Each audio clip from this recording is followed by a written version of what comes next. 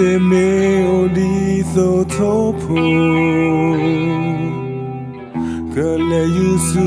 no do ma tu pletona je mi monte hablo je le ma tu pletona le dollar ta sera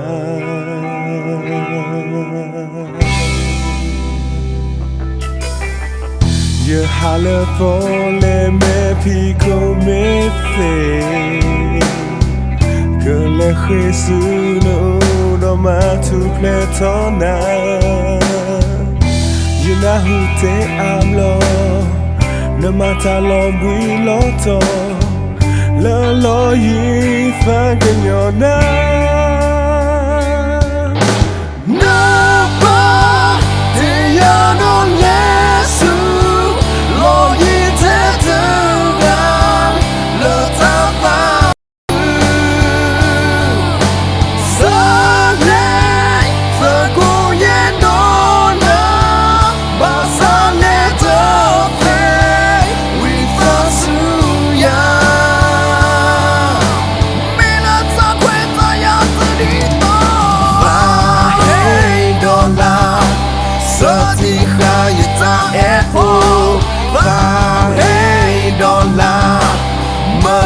all your time apple the look that sun your soul go through the dollar go break your time apple la go through the dollar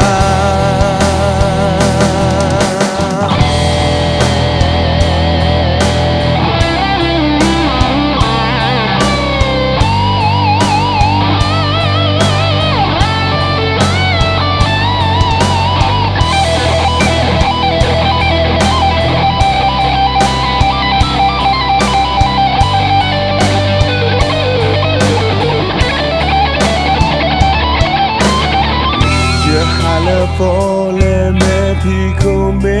fe que le Jesús no ma tu pletona je na hu te hablo no mata lo bui loto le lo yi fa cagnona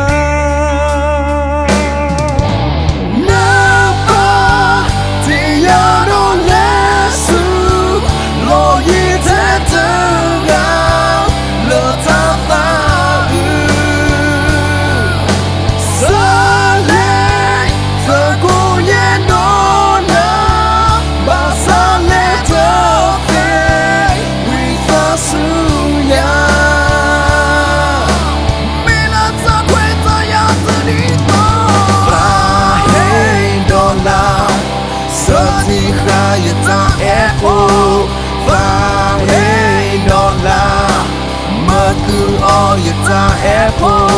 the look that sun your soul go through the dollar go break your time apple la go through the dollar go break your time apple la go through the